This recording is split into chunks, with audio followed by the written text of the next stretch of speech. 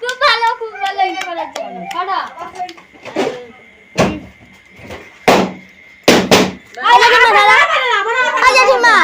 জেঠিমাকে ধরো তাকে আমি গিফট দেই এই মিস্টার রিঙ্গাস এর জন্য কইবি এই জালে কাটো গিফট লে থাঙ্কু আলে করো আরে কর তুই যা কিছু দূর রে কেটে দেবো পরে দেখবে লে মনে লে না না তার বাবা কোনদিন করেনি আজকে নতুন না আরে ওই সুগে